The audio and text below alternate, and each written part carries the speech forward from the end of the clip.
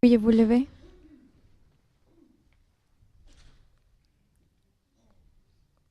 The International Criminal Court is now in session. L'audience de la Cour pénale internationale est ouverte.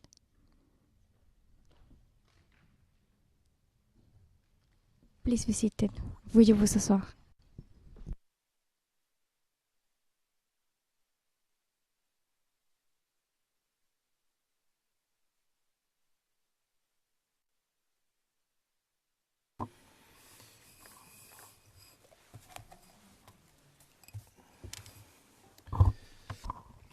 Good morning. Le président, bonjour à tous. Comme nous l'avons dit hier,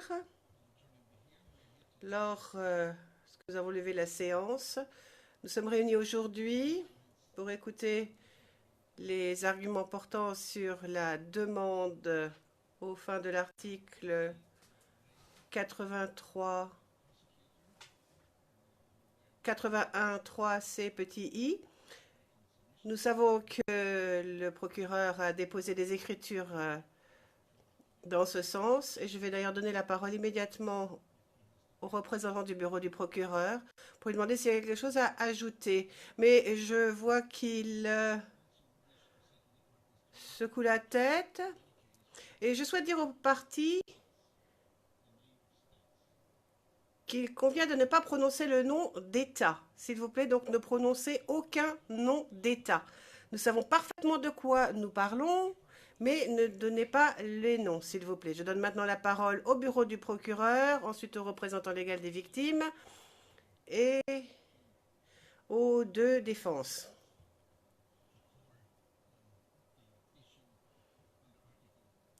Pour débattre de ce qui est du 81.3c petit i.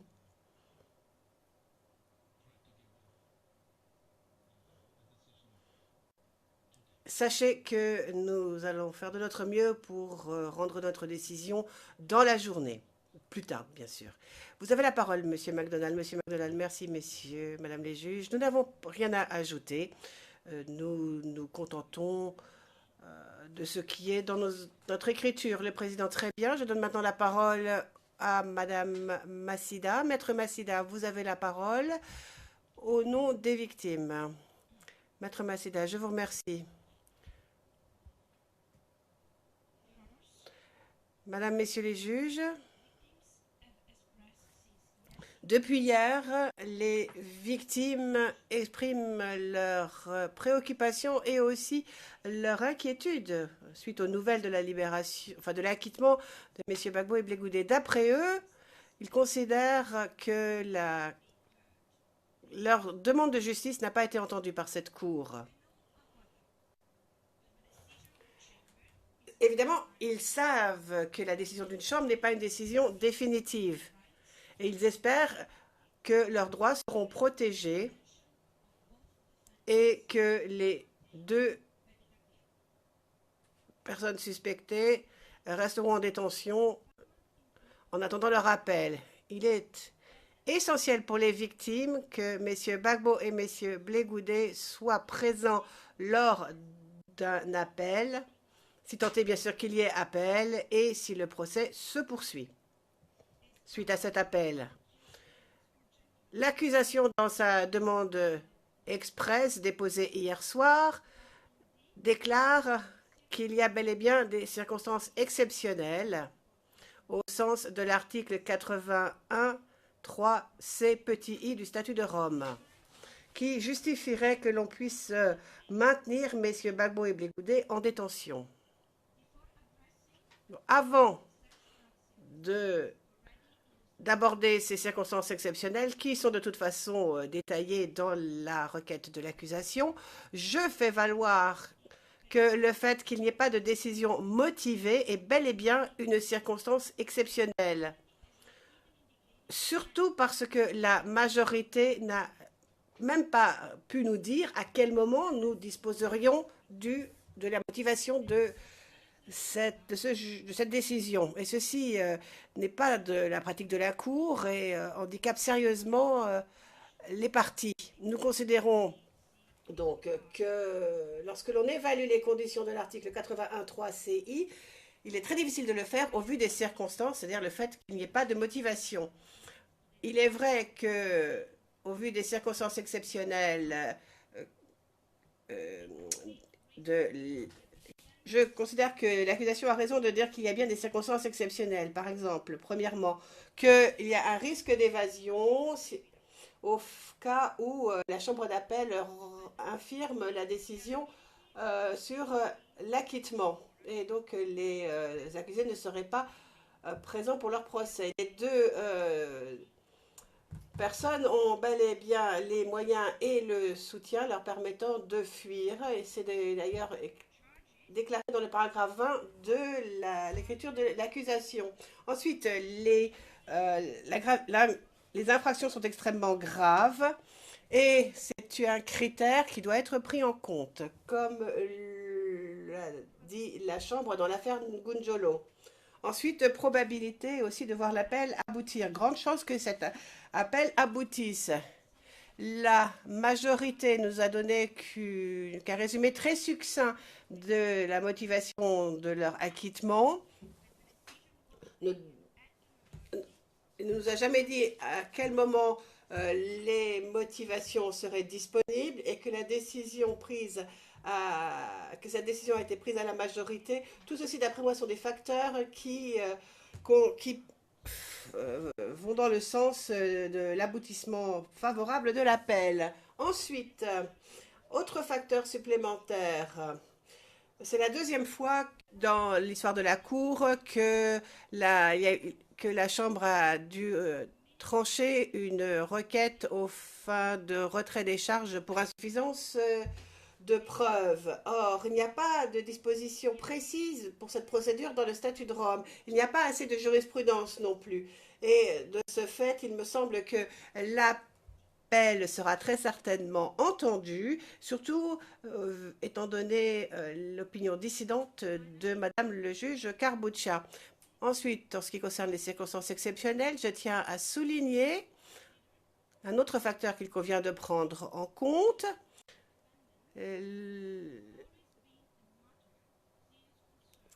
fait que les personnes accusées puissent éventuellement être libérées a toujours été un grand souci pour les victimes. Et ils craignent ce qui se pourrait passer en Côte d'Ivoire vu le climat très tendu qui règne à Abidjan et en Côte d'Ivoire. Les tensions sont encore très fortes à Abidjan et la libération des accusés pourrait très bien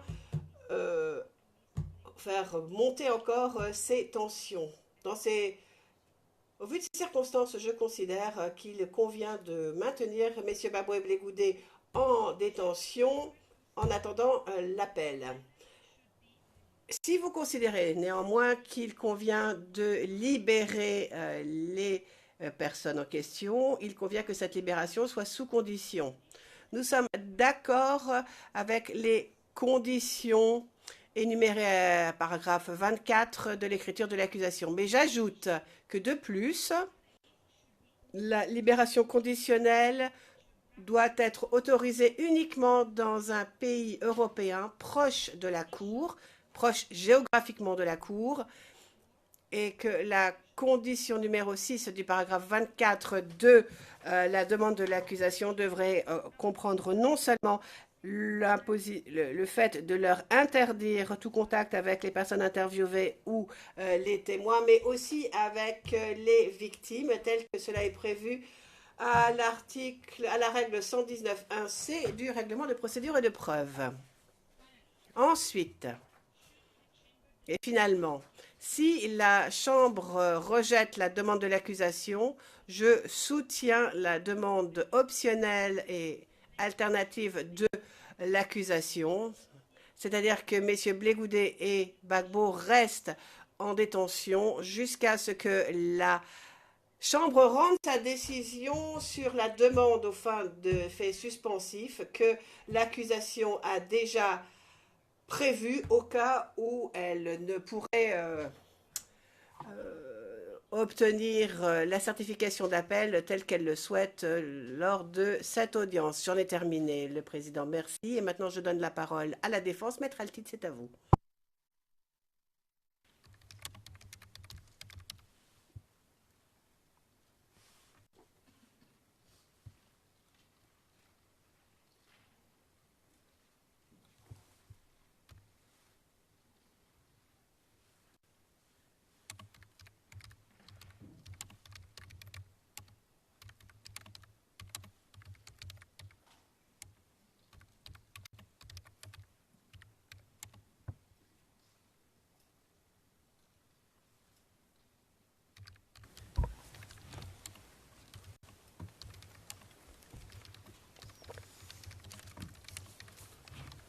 Merci, Monsieur le Président.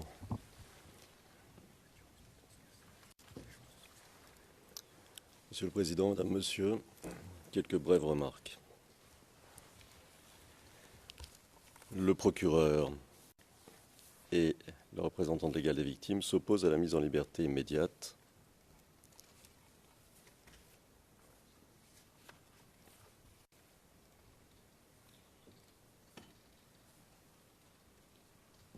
arguant, premièrement, de la gravité des infractions qui sont incluses dans les charges.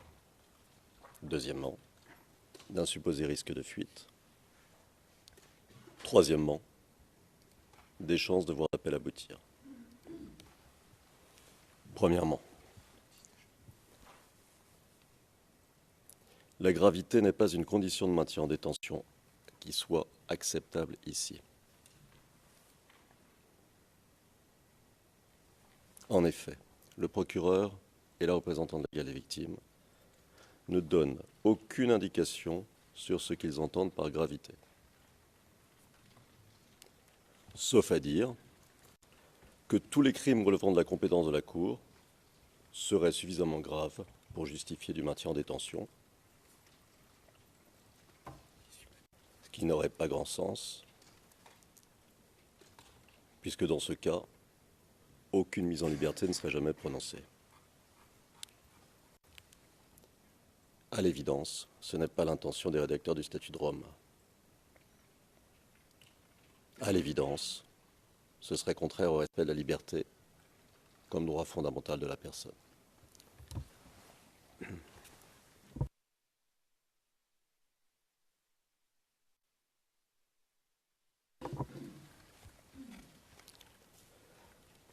Monsieur le Président, Mesdames, Messieurs, rappelons que dans le cas de l'article 83, le procureur doit démontrer des circonstances exceptionnelles relatives aux critères qu'il utilise. Circonstances exceptionnelles relatives à la gravité, circonstances exceptionnelles relatives au supposé risque de fuite et circonstances exceptionnelles concernant l'appel.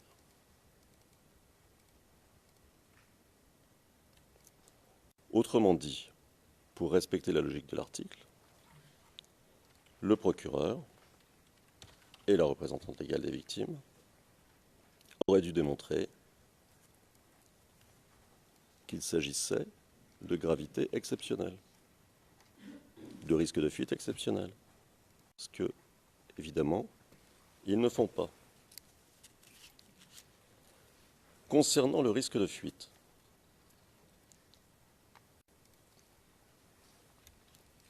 le procureur reprend tous les arguments, les mêmes vieux arguments qu'il a utilisés dans le passé pour s'opposer à la liberté. Des arguments que nous avons contestés, notamment lors de la dernière audience qui s'est tenue en décembre dernier.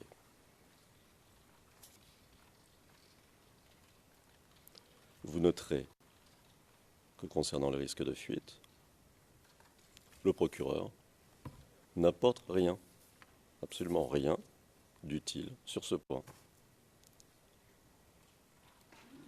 A fortiori, est-il incapable de démontrer qu'il existerait des circonstances exceptionnelles relatives à un prétendu risque de fuite.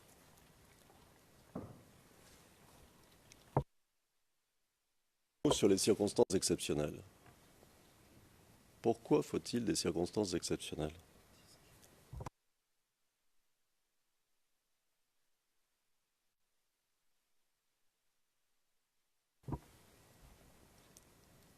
Pourquoi des circonstances exceptionnelles? Parce que le contexte a changé. Le contexte est celui d'un acquittement. Le procureur vous tient un langage qui est un langage d'avant-acquittement. Comme le disait le président Cotte en 2012, dans l'affaire N'Djoulo, après l'acquittement de M. N'Djoulo, et je cite, « À ce stade procédural, la liberté doit être en effet plus que jamais la règle et la détention l'exception. » Fin de citation. C'est le transcrit T3 du 18 décembre 2012, page 4, lignes 22 et 23.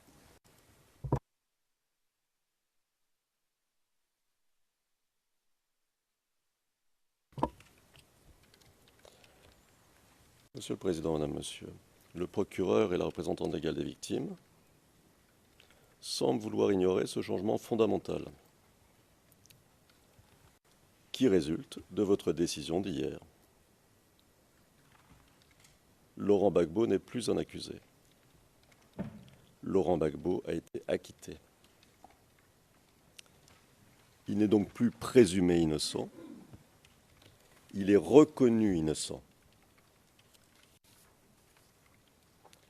Et cela change tout, évidemment. Il a été acquitté de toutes les charges, de toutes les accusations que le procureur a portées contre lui.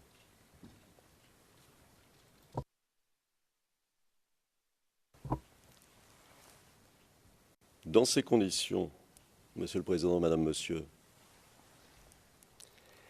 il ne fait aucun sens de considérer que Laurent Gbagbo voudrait se soustraire à la justice. Une justice qu'il a acquittée.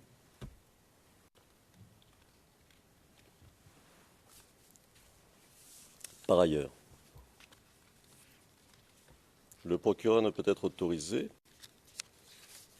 à continuer à s'appuyer sur des hypothèses abstraites, non étayées, relatives à un soi-disant réseau.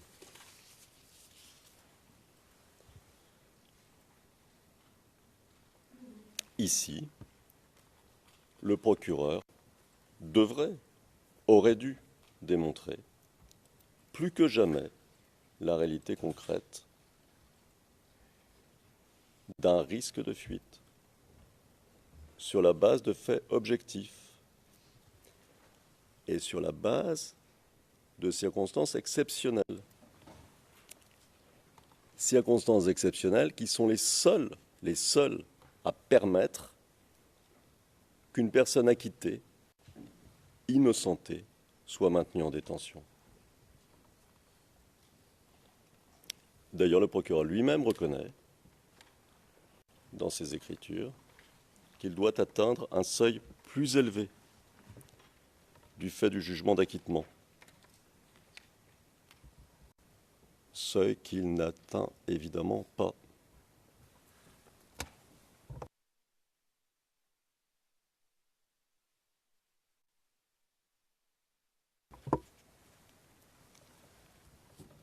De la même manière, à partir du moment où Laurent Gbagbo est acquitté, l'on ne peut plus se contenter de se retrancher derrière le critère de gravité de crime,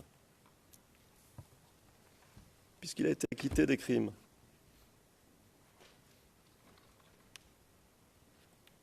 Et c'est pourquoi le législateur, le rédacteur du statut, a prévu la notion de circonstances exceptionnelles. Circonstances exceptionnelles que personne, absolument personne, n'a même tenté de démontrer ici.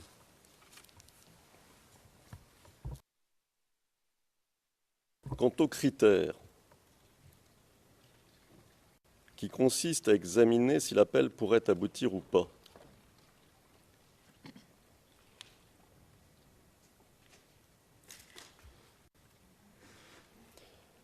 le procureur et la LRV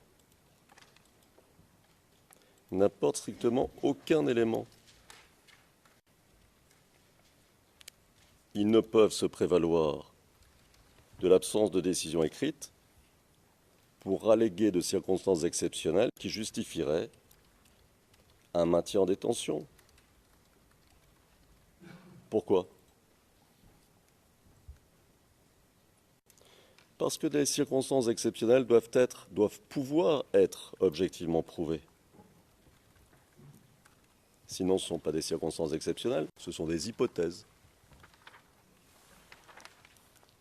Et c'est ce dont on vous parle, des hypothèses. Or, Monsieur le Président, Madame, Monsieur, en l'absence de décision écrite, il est absolument impossible de déterminer quelle serait la teneur d'un éventuel appel.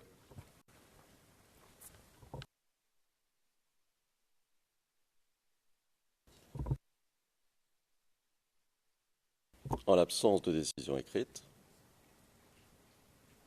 il est absolument impossible de déterminer quelle serait la teneur d'un éventuel appel.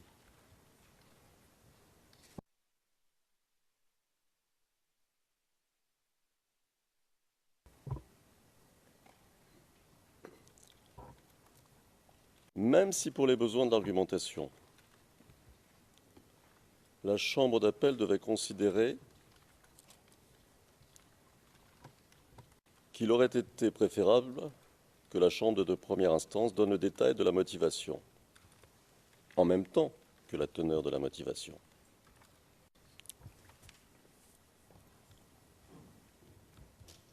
Cela ne changerait rien à l'acquittement en soi. Rien. Puisqu'il ne s'agit ici que d'une question d'approche choisie ou adoptée par la Chambre de première instance, par votre Chambre, une approche qui ne touche pas au fond, c'est-à-dire qui ne touche pas à l'acquittement.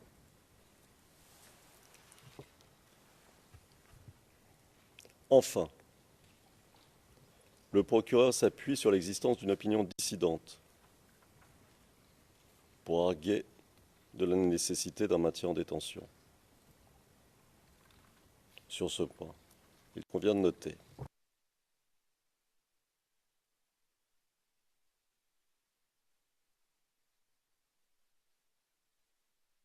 premièrement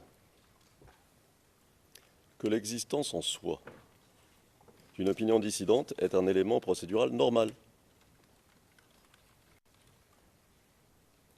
qui ne peut en aucune manière constituer une circonstance exceptionnelle.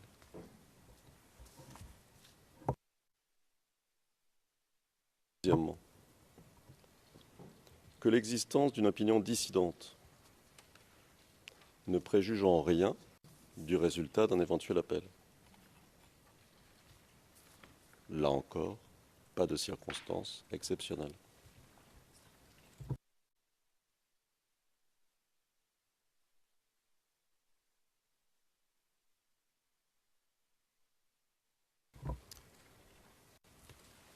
Je reviens un instant sur ce point. L'existence d'une opinion dissidente ne nous donne aucune indication sur ce que pourrait être le résultat d'un éventuel appel. Et par conséquent, il n'y a pas la circonstance exceptionnelle.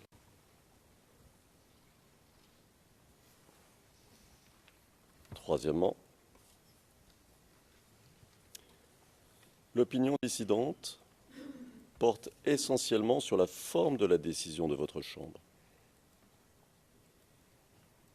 et n'apporte aucun élément qui permettrait d'identifier concrètement d'éventuelles erreurs de droit ou de fait qui pourraient être utilisées en appel.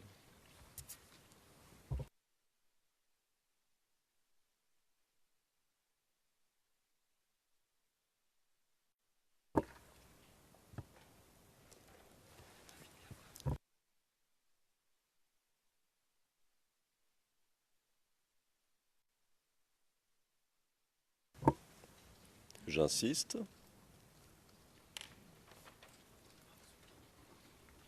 l'opinion dissidente porte essentiellement sur la forme de la décision de votre Chambre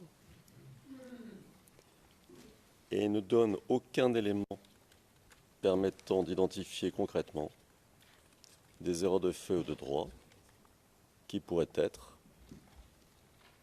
éventuellement utilisées en appel.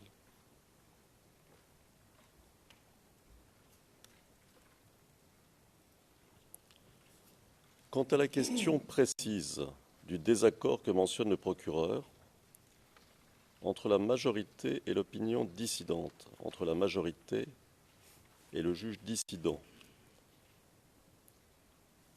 concernant le standard de preuve applicable dans la présente procédure, il n'existe aujourd'hui ni dans la décision orale de votre Chambre, ni dans l'opinion dissidente, de quelconques éléments qui permettraient d'évaluer la nature de ce désaccord et donc qui permettraient de tirer la moindre conclusion sur la viabilité d'un éventuel appel.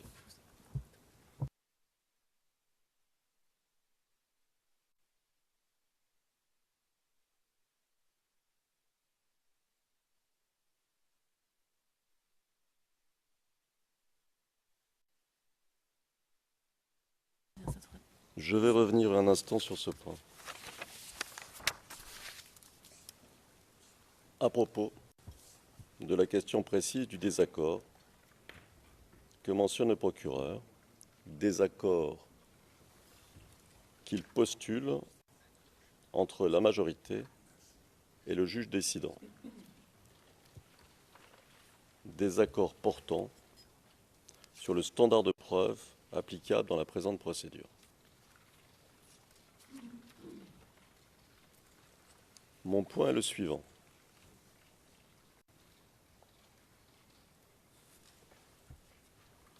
Il n'existe aujourd'hui, ni dans la décision orale, ni dans l'opinion dissidente, de quelconques éléments qui donneraient à comprendre ou qui permettraient d'évaluer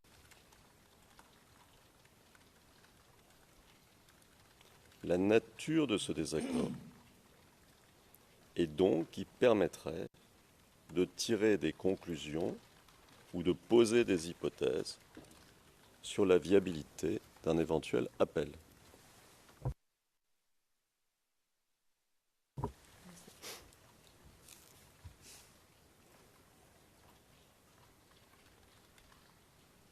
Notons, Monsieur le Président, Madame, Monsieur, que, comme les juges majoritaires, la juge dissidente a indiqué, elle aussi, qu'elle donnerait les raisons de sa position ultérieurement. C'est au paragraphe 48 de l'opinion dissidente, l'écriture 1234.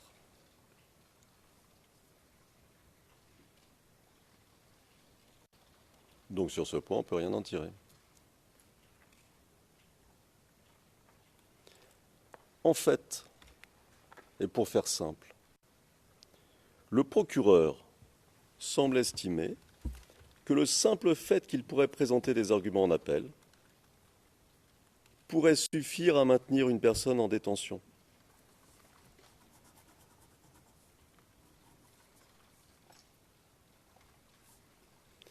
Pourrait suffire à maintenir en détention une personne acquittée.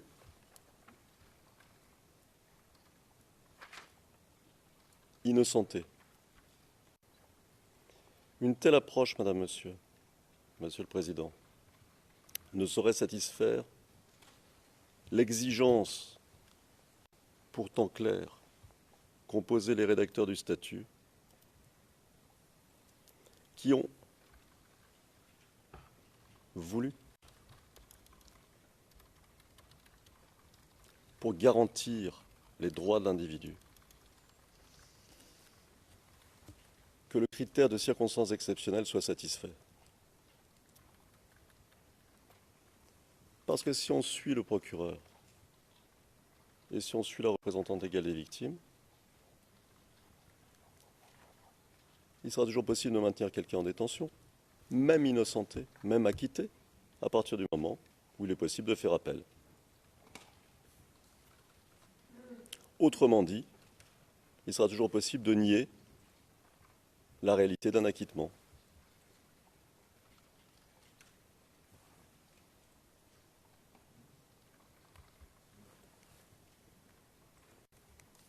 Ce qui nous paraît important, Monsieur le Président, Madame, Monsieur,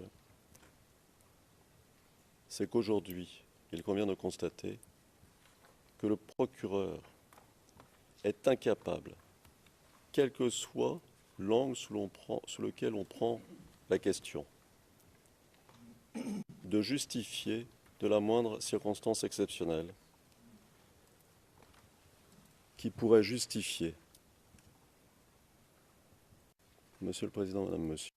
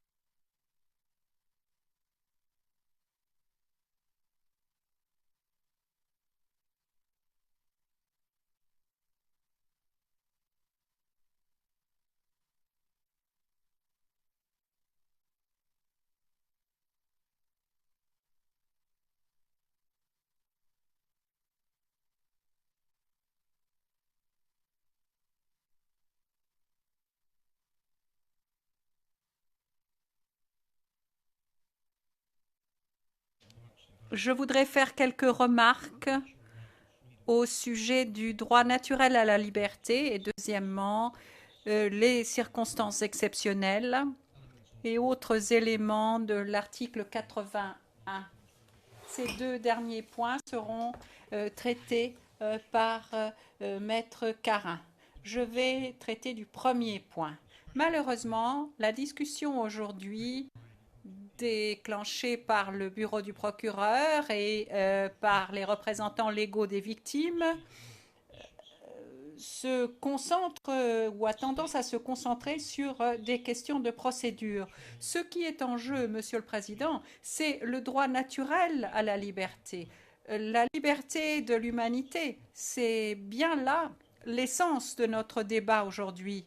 Il ne s'agit pas de procédure. Le droit naturel à la liberté. Monsieur le Président, dans l'affaire Hélène contre le Royaume-Uni,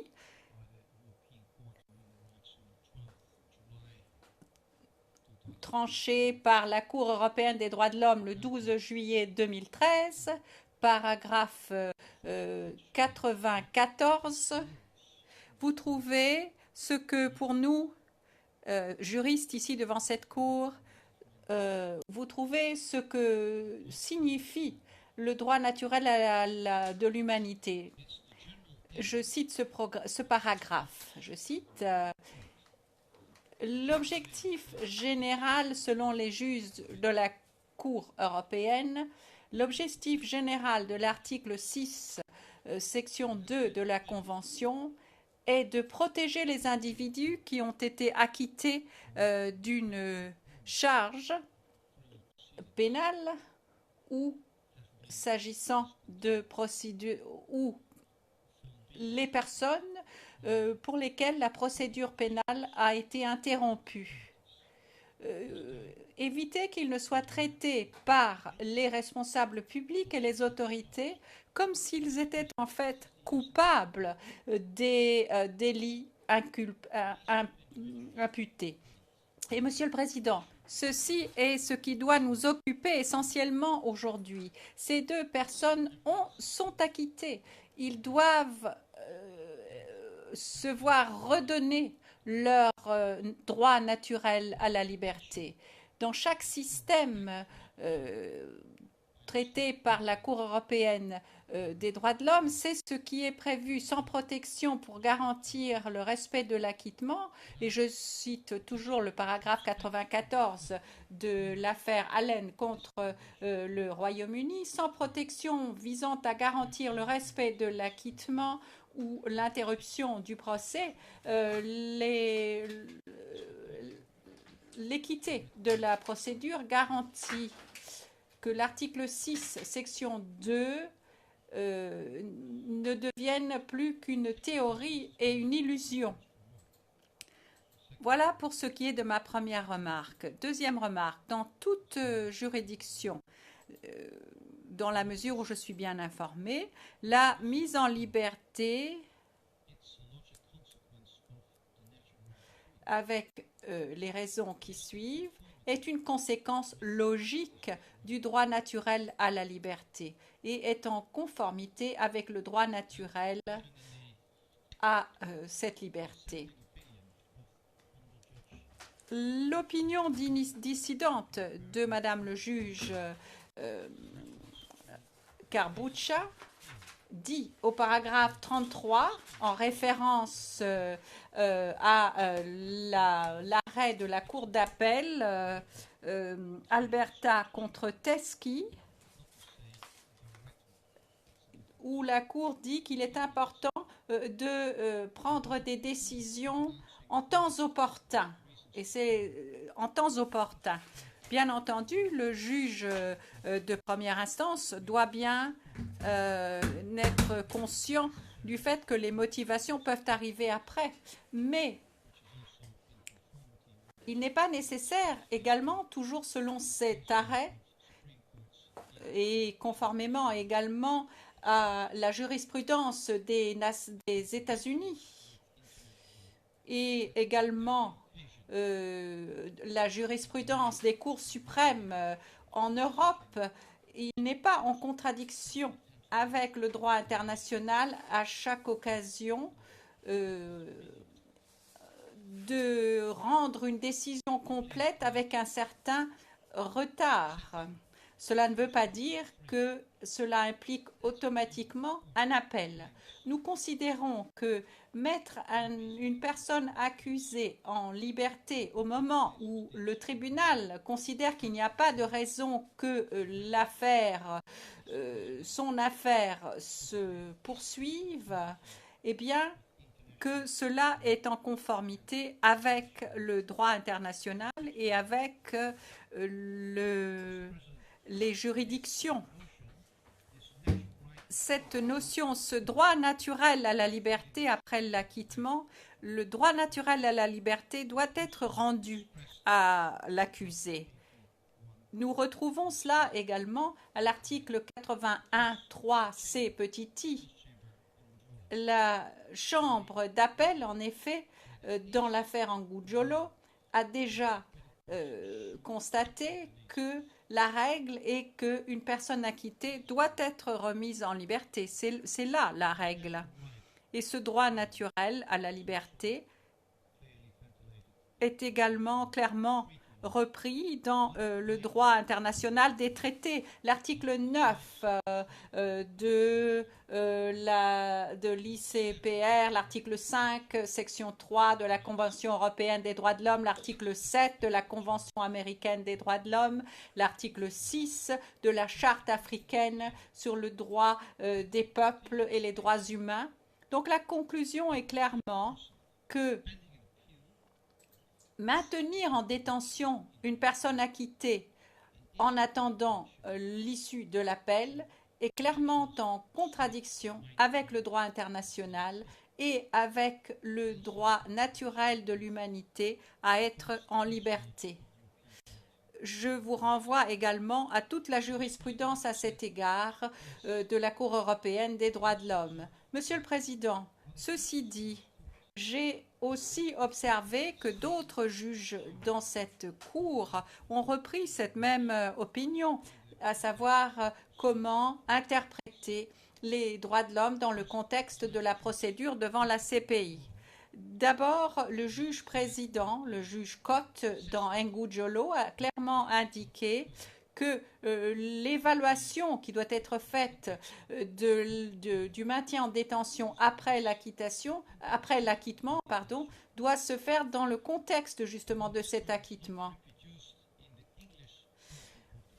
Ce terme n'a pas été repris dans la version anglaise de la transcription. Il est clairement dit en tout cas que le juge Cott voulait qu'il n'y ait pas de raison pour limiter la portée de cet acquittement. Le juge Van den Wangert également a rappelé au cours de la conférence de mise en état, lorsque les parties et les participants ont débattu de la mise en liberté immédiate de M. Ngudjolo, et je cite la transcription anglaise, page 78, ICC 01 04 02 12. Le juge Van den Wingert a demandé à l'accusation ce qui suit, en parlant des critères de la gravité, du critère visant la gravité des charges. Vous n'avez pas développé de manière importante la gravité du crime. Et une fois encore, ce qui est spécifique à cet égard, étant donné que chaque accusé devant cette cour, pour chaque accusé devant cette cour, bien entendu, les faits ou événements impliquent qu'il y ait eu une attaque grave en cause, eh bien, la juge Van den Wingert avait totalement raison. Ce qui est spécifique au sujet d'une inculpation devant la Cour pénale internationale, c'est que les charges sont a priori graves et par conséquent, les charges ne peuvent pas constituer une circonstance exceptionnelle. Monsieur le Président, ce droit naturel qui doit être rendu à ces deux accusés doit se prolonger dans le centre même du débat. Nous ne parlons plus d'une mise en liberté provisoire, nous parlons d'une mise en liberté immédiate. En d'autres termes, outre la présomption d'innocence qui doit toujours s'appliquer dans tous les cas, il y a ici une dimension supplémentaire et c'est la préservation de la liberté de la personne. La liberté d'une personne qui a été jugée et qui a été déclarée non coupable. C'est la dimension supplémentaire qui vient compléter la présomption d'innocence. Et cette présomption supplémentaire, la préservation de la liberté de la personne qui a été jugée et considérée comme non coupable par les juges, a bien entendu des conséquences pour le débat que nous menons aujourd'hui. Nous voulons faire valoir que la nécessité de conditions à la mise en liberté est une question qui doit être examinée à la lumière du droit international et du droit des traités. Ce qui signifie que la discussion en ce qui concerne les conditions de mise en liberté, c'est une discussion qui doit avoir lieu dans le contexte d'une mise en liberté immédiate. À part cela, l'accusation n'a pas prouvé que ces conditions étaient effectivement nécessaires en la présente affaire. Deuxièmement, en ce qui concerne le caractère, en ce qui concerne les circonstances exceptionnelles, Monsieur le Président, nous considérons que l'accusation se livre à une interprétation erronée de la structure et du libellé de l'article 81.3c petit i. Le risque concret d'une fuite et le caractère grave du crime sont des facteurs qui sont séparés des circonstances exceptionnelles. Un risque concret de fuite est un facteur qui doit être mentionné dans cette disposition, mais ça ne veut pas dire qu'il fasse partie du concept de circonstances exceptionnelles. L'article 81.3c petit i, par conséquent, ne donne pas au critère risque de fuite le statut de critère en ce qui concerne les circonstances exceptionnelles. Ce sont deux critères bien distincts et bien séparés. Vous pouvez le trouver également dans le texte du 81C du 81C petit i qui dit que pour ce qui est des circonstances exceptionnelles et ayant pris en considération le risque concret de fuite. Donc, c'est une accumulation de facteurs. Les facteurs sont mentionnés après les termes et en prenant en compte, entre autres, ceci. Ce sont des facteurs qui ne doivent pas déterminer le critère de circonstances exceptionnelles. En conséquence, c'est aussi le point de vue de la juge Van den Wingert dans l'affaire Ngujolo, où elle a effectivement fait une distinction claire entre d'un côté les circonstances exceptionnelles et d'un autre côté les facteurs spécifiques tels que le risque de fuite, la gravité du crime et la probabilité d'un aboutissement de l'appel. Ceci observé, Monsieur le Président, nous pouvons conclure par conséquent que l'accusation n'a pas prouvé de circonstances exceptionnelles parce que l'accusation définit ces circonstances exceptionnelles alléguées par des facteurs qui sont clairement séparés du critère visé à l'article 81.3c petit i. Enfin, le premier facteur spécifique, à notre avis, ne doit pas être la circonstance exceptionnelle, le risque concret de fuite. Ce n'est pas une circonstance exceptionnelle. Comme la Cour s'en souviendra, la défense de M. Blégoudet le 13 décembre 2018, lorsqu'il y a eu une discussion en ce qui concerne la mise en liberté provisoire, a déjà évoqué la question d'un soi-disant risque de fuite. En outre, Monsieur le Président, nous vous renvoyons à une décision importante de la Cour européenne des droits de l'homme, Batchef contre Mogava,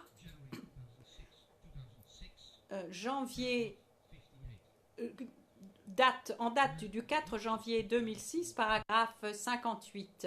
Les juges de la Cour européenne ont effectivement examiné la définition du danger pour un accusé de prendre la fuite et conclu sur deux critères importants. Premièrement, le danger pour un accusé de prendre la fuite ne peut déterminer la sévérité de la peine qui pourrait être en cause. Ça, c'est la première observation au paragraphe 58 de cette décision. La deuxième, c'est un élément important pour nos discussions d'aujourd'hui. Je cite, « L'attente d'une peine lourde et le poids des preuves peuvent être pertinents selon les juges pour déterminer le risque de fuite. Mais ça n'est pas un élément déterminant et la possibilité d'obtenir des garanties peut être utilisée pour compenser ce risque. Je fais référence également à Caïs contre l'Australie en 1968. Monsieur le Président, pour aujourd'hui, cela signifie que c'est encore de la spéculation que de dire que la Chambre d'appel peut conclure différemment. C'est de la spéculation. Et ça n'est pas un facteur décisif pour que l'accusé puisse être maintenu en détention. Selon la Cour européenne, le fait que l'on s'attende à une peine lourde et le poids des éléments de preuve, je dirais que c'est aussi la perspective potentielle d'un aboutissement de l'appel et la nature spéculative de cette attente, que cela peut être pertinent selon les juges. En d'autres termes, la Cour n'a pas de raison d'octroyer à l'accusation, de faire droit, à la requête de l'accusation uniquement sur la base du fait que l'accusation va faire appel et que cet appel pourrait aboutir. Je le répète, ceci est de la pure spéculation. Monsieur le Président, en ce qui concerne le risque de fuite, je pense sincèrement, avec mon équipe, qu'après la décision prise par vous, Monsieur le Président, hier, il y a encore moins de chances que Monsieur Bellegoudé cherche à fuir. Pour quelle raison? Eh bien, il a constaté que les juges avaient tenu compte de ces arguments, que les juges avaient confiance en ces arguments. C'est une raison supplémentaire pour qu'il coopère avec la Cour. Et sa motivation à coopérer avec la Cour s'est trouvée encore renforcée depuis hier, puisqu'il a constaté que la justice a été rendue. Pour un défendeur comme M. Bellegoudé, eh bien, c'est vraiment l'incitation la plus pertinente que l'on puisse imaginer. Après un acquittement, il y a même une raison pour que cette personne puisse comparaître dans le cadre d'une procédure d'appel pour voir son acquittement confirmé. Par conséquent, Monsieur le Président, la Cour dispose elle-même d'une assurance sans qu'aucune des conditions ne soit nécessaire. Une assurance que M. Bellegoudé comparaîtra. Enfin, il est regrettable, vraiment regrettable, que l'accusation dans son écriture d'aujourd'hui, pages 12 et 13, soulève de nouveau, malheureusement, la question du passeport de M. Bellegoudé et les sanctions des Nations Unies. Nous avons longuement expliqué à la Cour le 13 décembre de l'année dernière notre position en ce qui concerne ces passeports. C'est quelque chose qui a eu lieu il y a 5 ans, 6 ans, même 7 ans. Et ces passeports, d'ailleurs, n'ont jamais été utilisés par M. Bellegoudé. Mais le temps a passé et c'est une observation qui est importante pour la Cour européenne. Si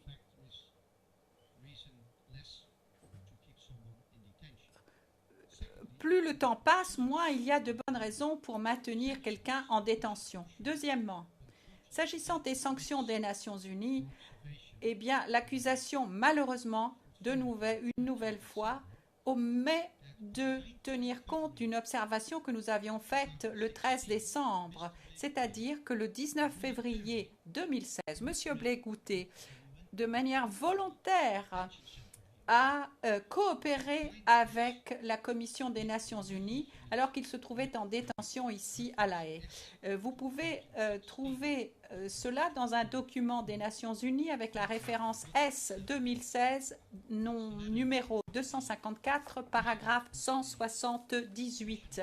Il s'agit d'une lettre du président de la commission d'enquête de la Côte d'Ivoire à l'adresse du président du Conseil de sécurité et également sur la base d'un entretien accordé par M. Bellegoudé à cette commission de manière spontanée, volontaire.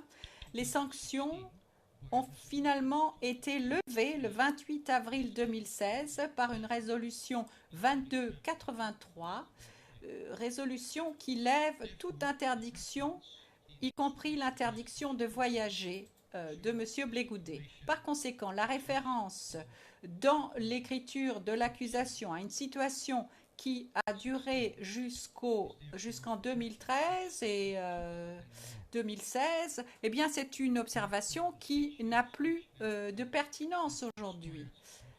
À part le fait que les 6 années qui se sont écoulées depuis les soi-disant incidents. La situation est que aujourd'hui, il n'y a plus d'interdiction de voyager ou de sanctions, quelles qu'elles soient, contre M. Bellegoudé. En d'autres termes, l'accusation ne peut pas déduire un risque de fuite d'action qui remonte à plusieurs années. Je conclus nos observations pour cette partie et je dirais, pour conclure cette partie, justement, Monsieur le Président, que tout d'abord, il n'y a aucune raison d'imposer quelque condition que cela en résultant et que, en conséquence, la Cour doit rendre son droit naturel à la liberté à M. Blégoudet. Nous l'espérons aujourd'hui même. Deuxièmement, si la Cour devait accorder des conditions à l'accusation, telles que demandées par l'accusation et les représentants légaux des victimes, ces conditions n'ont rien à voir avec un risque allégué de fuite, parce qu'il n'y a pas de risque de fuite pour M. Blégoudet, d'autant moins depuis hier. Je vous remercie beaucoup et je donne maintenant la parole à Maître Carin pour sa partie.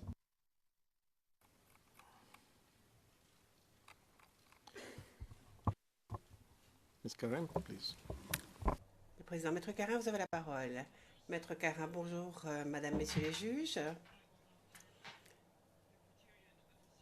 Donc, je vais maintenant parler de la gravité de l'infraction et donc je serai très brève en parlant de ce critère.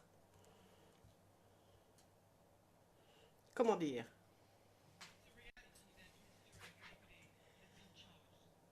Certes, Monsieur Blégoudet a été accusé de crimes fort graves. Cela dit, il a aussi été accusé, c'est un fait. Donc, contrairement à ce que dit l'accusation au paragraphe 20b de sa demande urgente, nous considérons que le critère de gravité de l'infraction, en l'espèce, n'est pas à prendre en compte lorsque la Chambre se doit d'évaluer si M. Blégoudet doit rester ou non en détention, bien qu'il ait été acquitté. La Chambre d'instance 2 dans l'affaire Ngoulot a déclaré que la gravité du crime ne peut pas être le seul critère permettant de maintenir en détention une personne acquittée. Et là, je reprends en écho d'ailleurs la question posée à l'accusation par Madame le juge Vandenweigert. Elle a posé la question suivante. En ce qui concerne cette affaire en l'espèce, qu'est-ce qui est si spécial à propos de la gravité des crimes? La juge Vandenweigert a bien fait remarquer que toute personne qui se retrouve traduite en justice devant la CPI est accusée de crimes graves, puisque c'est la compétence de la Cour, ce sont les crimes graves. Mais l'accusation se doit de démontrer la gravité des charges portées contre M. Blégoudet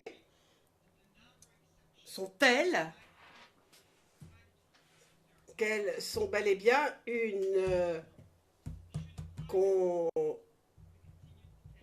circonstance exceptionnelle. Et j'ajouterais d'ailleurs que l'accusation doit bien démontrer que ces crimes sont si graves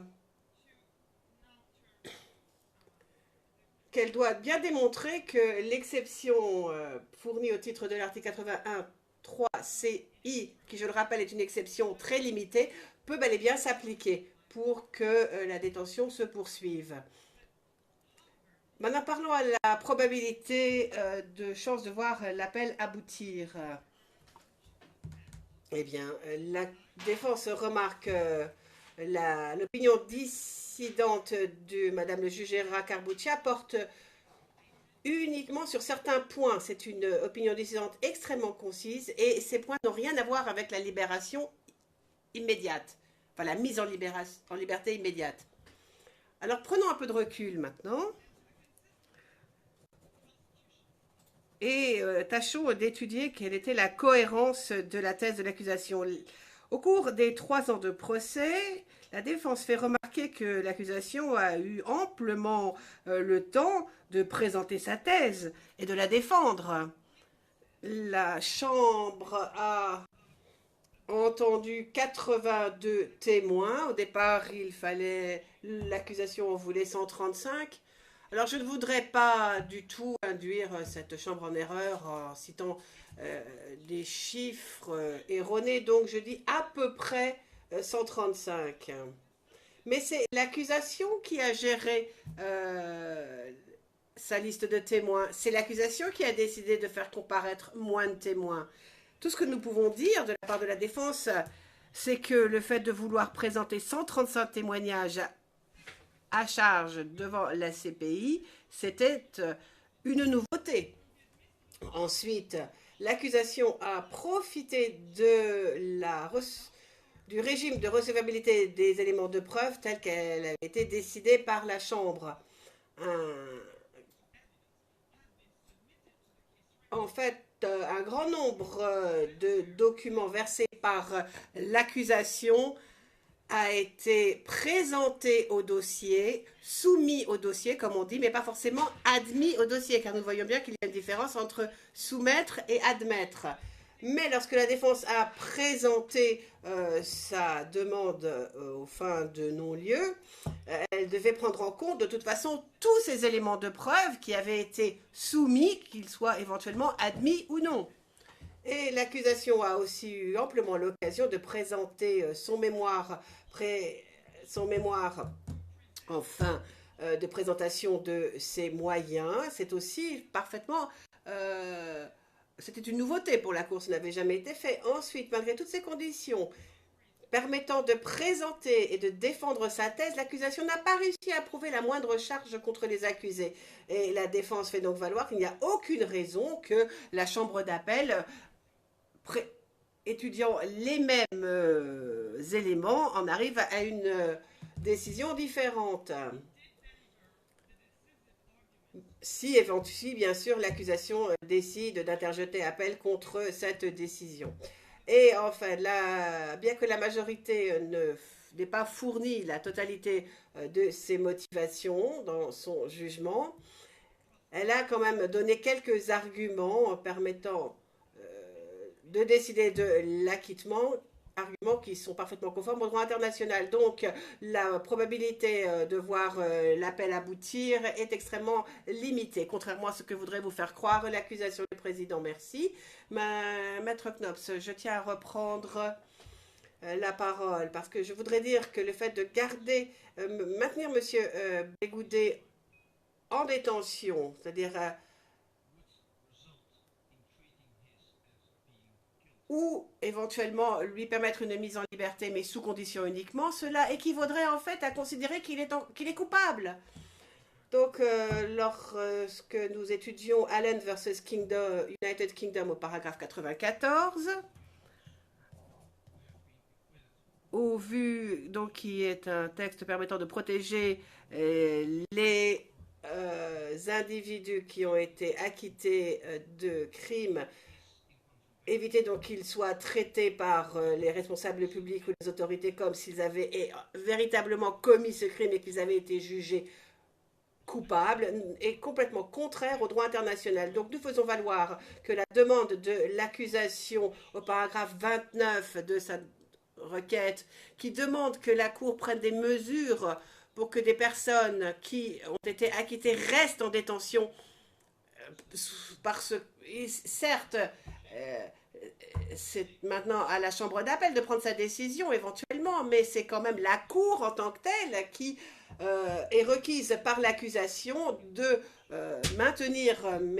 Bégoudet en détention et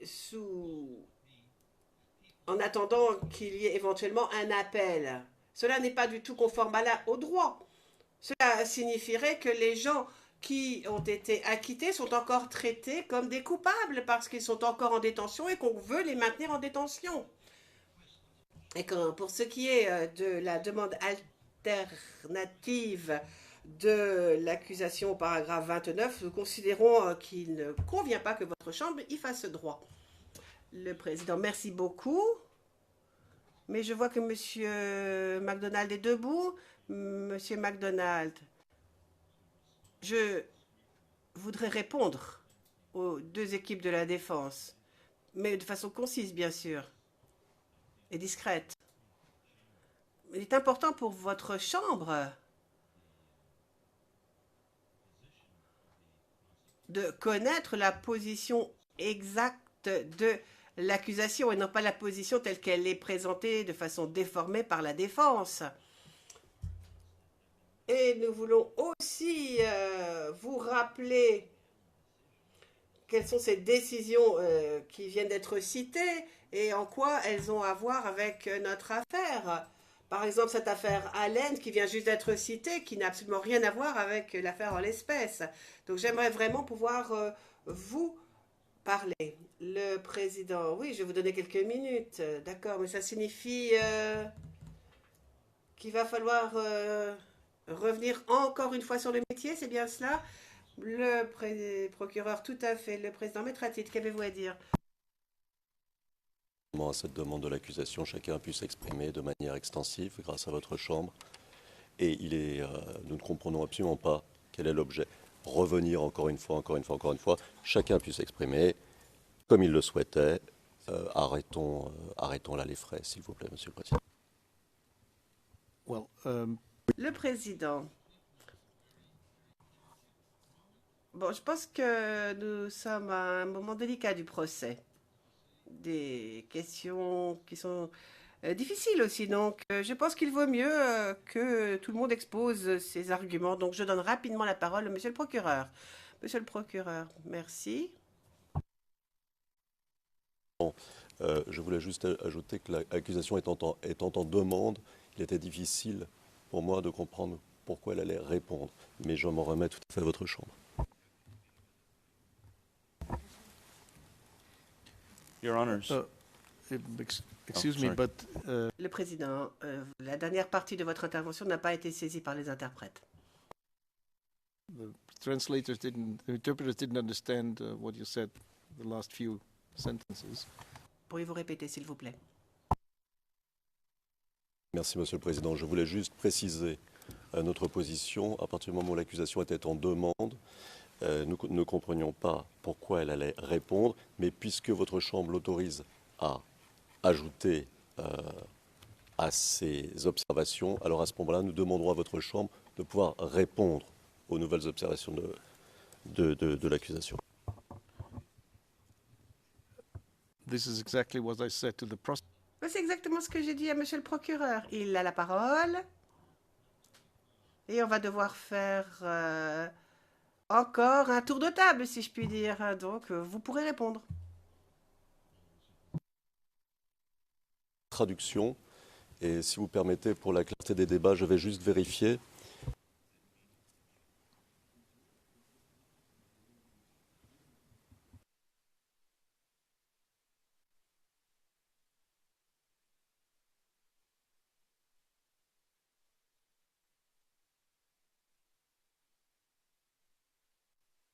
Alors, peut-être un mot pour essayer d'éclaircir les choses. Ce que je disais, c'est que le procureur, ayant initié le débat et présenté une demande, il nous semblait inutile qu'il intervienne à nouveau, mais à partir du moment où votre Chambre l'autorise à intervenir à nouveau, nous pensons et je crois, Monsieur le Président, que vous avez déjà dit oui, nous pensons utile et indispensable que nous puissions répondre aux nouvelles observations du procureur. Je crois qu'il y a eu un petit problème de traduction. J'espère que les choses sont plus claires maintenant. Maître Altit, just for you. Le président Maître-Altit, j'ai dit, étant donné l'importance du sujet débattu, je vais exceptionnellement rendre la parole à Monsieur MacDonald pour quelques remarques brèves portant sur ce qui a été dit par la défense. Et ensuite, bien évidemment, je donnerai la parole au LRV et aux équipes de la défense. C'était par cela que je voulais dire remettre sur le métier, donc faire le tour de table à nouveau. Merci. Thank you, Your Honors. Monsieur MacDonald, je vous remercie. Madame, Messieurs les juges. Je vais commencer par ce que Maître Knops vient de vous dire de l'équipe Blégoudet. Regardez le paragraphe 94 Et aussi, regardez quelle est cette décision Allen et dans quel contexte elle a été prise. Elle n'a absolument rien à voir avec ce qui nous intéresse ici. Alors, nous faisons valoir que M. Blégoudet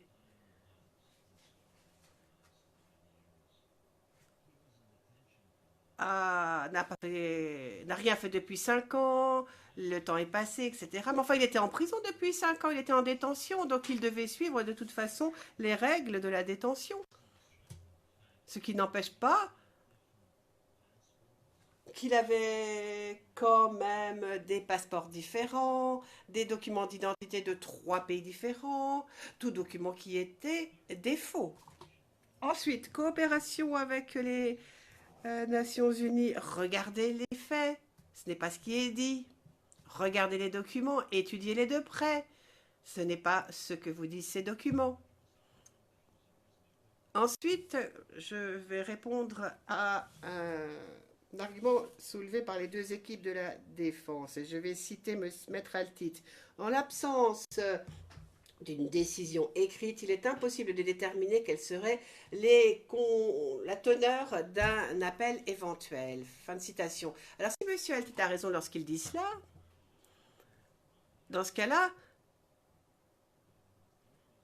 du fait de la décision de la majorité, les partis n'ont pas eu droit à une décision permettant de rendre un verdict avec des motivations qui seront présentées par la suite, ce qui a un impact bien sûr sur les droits de l'accusation à rechercher un maintien en détention ou une libération en attendant l'appel. Alors c'est ce que semble dire la défense, mais ce ne peut pas être la position de la majorité. Dans notre requête écrite, d'ailleurs, nous clarifions tout cela. Bien sûr, nous n'avons pas de motivation écrite, nous ne savons pas quelles sont les motivations de votre décision, mais il y a quand même une chance que notre appel aboutisse. Et d'ailleurs, c'est toute la pertinence de l'opinion dissidente de Madame le juge Herrera Carbuccia, d'ailleurs. Parce que cela suffit en tant que tel à qualifier des circonstances exceptionnelles. Parce que nous sommes en pleine circonstance exceptionnelle en ce moment. Et cette chambre est saisie de circonstances exceptionnelles. Donc, il y a des circonstances exceptionnelles du fait de la façon dont la décision a été rendue. Il y a des circonstances exceptionnelles en ce qui concerne les problèmes juridiques qui vont être soulevés. Et l'opinion dissidente, d'ailleurs, semble être une indication qui va dans ce sens. Et c'est pour ça qu'on est ici aujourd'hui en audience. Et c'est pour cela que l'accusation vous dit qu'il y a des chances que l'appel aboutisse. On ne peut pas dire que cet appel soit mort-né. Il se pourrait très bien qu'il y ait un nouveau procès. C'est une possibilité qui existe. Donc, les risques d'évasion qui avaient été reconnus par cette Chambre, dans au moins 10 de ces décisions, perdurent. C'est pour cela qu'il faut que nous protégions le dossier qui existe. Le dossier et les indices allant dans le sens d'influence des accusés sur d'autres. Donc, ceci semble avoir été reconnu par la majorité dans toutes les décisions, et c'est encore applicable, bien sûr. Bon, c'est très bien que nous avons en face de nous maintenant 2 acquittés, certes. Mais je sais aussi que je ne peux pas commenter une décision qui n'a pas été rendue, parce qu'on ne voudrait pas qu'on pense que nous sommes en train d'influencer la Chambre d'une manière ou d'une autre. Il faut faire attention aux apparences. Donc oui, certes, les accusés ont été acquittés. Et la plupart des sujets seront traités dans un autre forum, nous le savons bien. Mais du fait de la nouveauté de l'espèce, c'est-à-dire le fait qu'on ait un acquittement après une requête afin de retirer les charges pour insuffisance de preuve de la part de l'accusation, c'est la première fois que ça arrive ici. Donc, nous recommandons donc qu'étant donné les circonstances exceptionnelles, il convient d'appliquer des conditions à la mise en liberté. Parce que nous sommes en effet dans le cadre de circonstances exceptionnelles. Le président bien, Monsieur McDonald. Non, je reprends encore la parole pour parler maintenant de la gravité des infractions. Au titre du statut, bien sûr, chaque crime est extrêmement grave, certains encore plus graves que d'autres, certes. Il n'empêche qu'il s'agit d'un des critères qui doivent être pris en compte. Je vous remercie. On dirait qu'il y a un problème avec Transcend.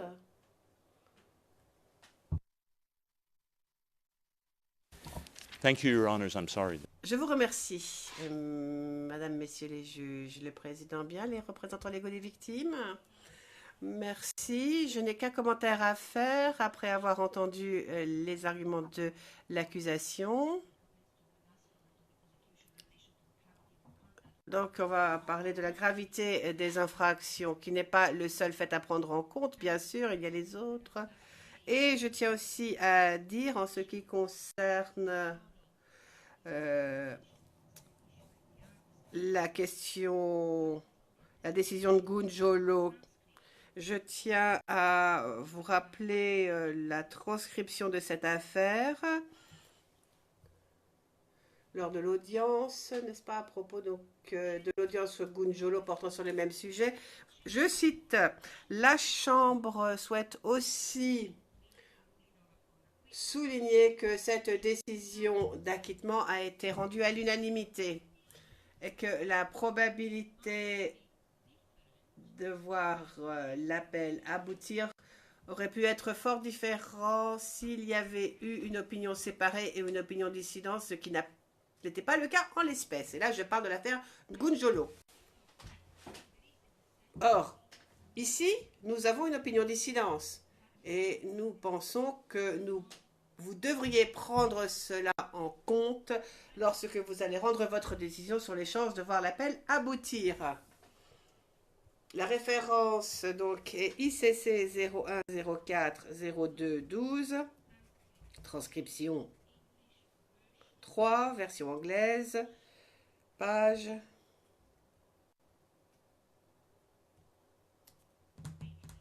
4.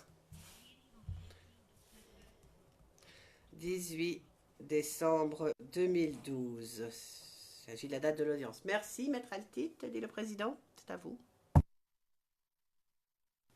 Merci, Monsieur le Président. Monsieur le Président, je vais être très bref, puisqu'essentiellement, le procureur n'a fait que répéter ce qu'il avait dit dans ses soumissions écrites. Donc je ne vais pas y revenir. Je voudrais simplement noter un point. Un point qui me paraît peu clair. Qu'est-ce que ça veut dire protéger le dossier? Ça veut dire quoi? Le dossier il est là. Le cas du procureur a été présenté. Il est terminé. Il faut protéger quoi exactement? Je ne comprends pas très bien cette formulation vague et nébuleuse qui me semble avoir comme objectif que de susciter une sorte d'écran de fumée de ma façon à procéder par sous-entendu, faute de pouvoir démontrer quoi que ce soit. Faute de pouvoir démontrer quoi que ce soit quand il s'agit de la liberté d'un homme innocenté, acquitté. Justement, là où il aurait fallu être précis, parce qu'il s'agit du cœur de ce qu'est un procès, la liberté d'un homme, les droits d'un individu. C'est inacceptable de vouloir procéder par sous-entendu, hypothèse fumeuse.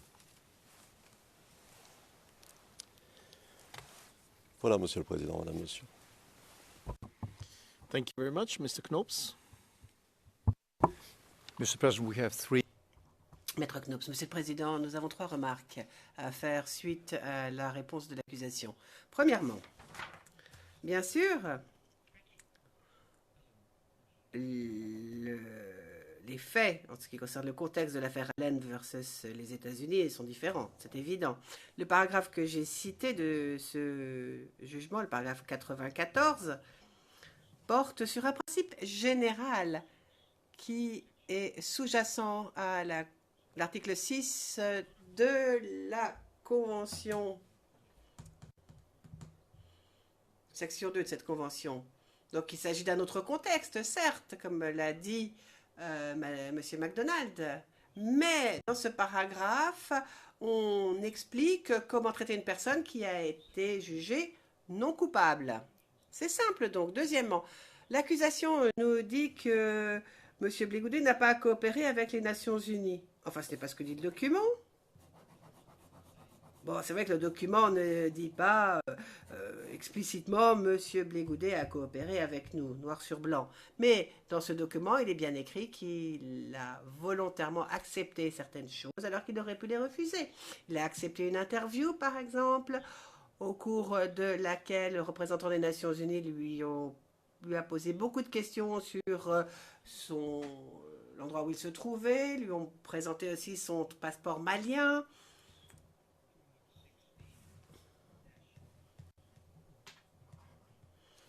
Dans ce document 216-254 au paragraphe 178 et 179, j'ai le document sous la main d'ailleurs, on voit bien que les représentants qui sont allés au centre de détention des Nations Unies pour rencontrer M. Blégoudet, d'abord ont été reçus par M.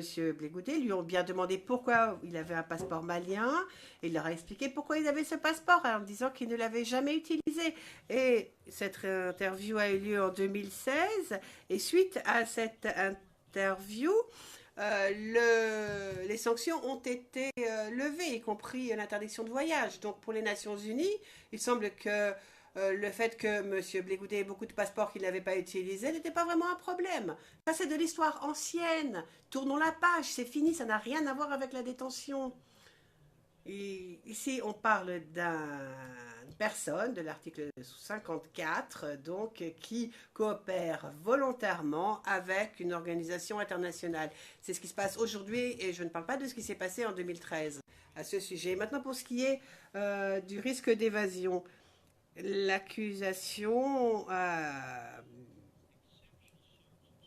bien relevé ce que savait la Chambre, d'ailleurs, qu'il n'y a pas eu de circonstances exceptionnelles acceptées par la Chambre dans l'affaire Ngunjolo. Bien qu'il y ait eu une allégation selon laquelle M. Ngunjolo se serait échappé de prison après une ordonnance de cour militaire, et même après que des allégations aient été portées contre lui, comme quoi il aurait intimidé des témoins. Même après toutes ces allégations, la Chambre n'a pas considéré qu'il y avait des circonstances exceptionnelles et ne permettant pas sa libération. Et pour M. Blégoudet, ces éléments ne sont pas là de toute façon. L'affaire Blégoudet est différente. Donc, Monsieur le Président, l'accusation semble vous dire nous avons des circonstances exceptionnelles du fait de l'opinion dissidente. J'ai un très grand respect pour l'opinion dissidente de Madame le juge Carbuccia, mais il n'empêche que les faits sont là, les faits sont têtus. Il s'agit d'un acquittement. Et j'ai lu d'ailleurs cette opinion dissidente avec énormément d'intérêt. Et je tiens à remarquer, ce n'est pas d'ailleurs ce qu'a dit l'accusation à la Chambre. Au paragraphe 37 de cette opinion dissidente, la juge dissidente a écrit, et je cite, « Je respecte la décision de la majorité d'acquitter l'accusé. Je reconnais que tout accusé est présumé innocent jusqu'à ce qu'il soit reconnu coupable et a le droit d'être libéré immédiatement s'il est acquitté. » C'est écrit. Nous sommes des professionnels du droit. C'est un droit naturel. Alors, laissons de côté cette opinion dissidente et tous les arguments que l'on peut soulever à ce propos. Ce sera la chambre d'appel d'en juger. Même avec l'opinion dissidente, de toute façon, le droit de M. Blégoudet est un droit à être être libéré immédiatement. Donc, rendez à M. Blégoudet son droit naturel à la liberté, droit qui se trouve dans tout instrument international et qui explique bien que M. Blégoudet doit être libéré aujourd'hui. Merci beaucoup, le Président. Merci. J'ai deux questions. Une que je dois soulever en audience publique et l'autre à huis clos partiel. Et ces deux questions sont essentielles pour que nous puissions rendre une décision. Donc, je vais demander aux équipes de la défense. Bon, Maître Knops semble avoir fait allusion à la chose, mais n'a pas été extrêmement clair. Page 19, ligne 22 de la transcription d'aujourd'hui. À un moment, vous avez bien dit, Maître Knops. Et donc, Monsieur le Président, la Cour est déjà certaine que même sans condition associée à sa libération, Monsieur Blégoudet comparaîtra éventuellement. Alors, j'aimerais bien que les deux équipes de la défense soient plus claires. Est-ce que les deux personnes en cause sont prêtes à signer un document sur l'honneur comme quoi ils comparaîtront si nécessaire? Et les conseils de la défense sont-ils aussi prêts à apposer leur signature aux fins de servir de garant? Alors, c'est la première question que je vous pose. Vous êtes d'accord avec cela?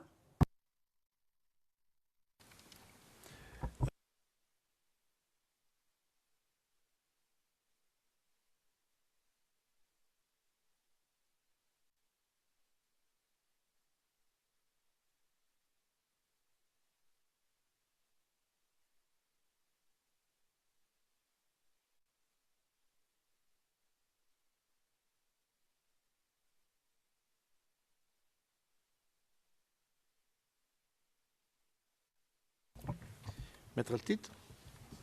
Maître Altit? Non, Madame, Monsieur, en ce qui nous concerne, nous sommes tout à fait prêts à signer un document, quel qu'il soit, que la Chambre nous demanderait de bien vouloir signer.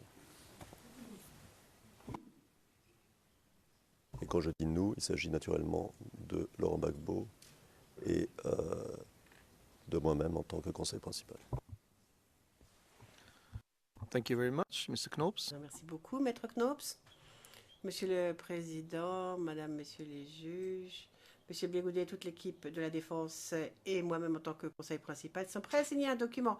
Nous coopérerons avec la Chambre d'appel au cas où il y aurait un appel. Et nous comparaîtrons, bien sûr, le Président. Merci. Je vais maintenant demander à ce que nous passions à huis clos partiel, rapidement.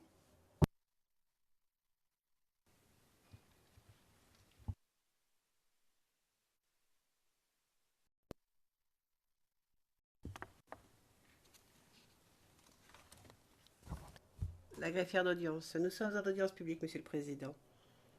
Le Président, merci beaucoup.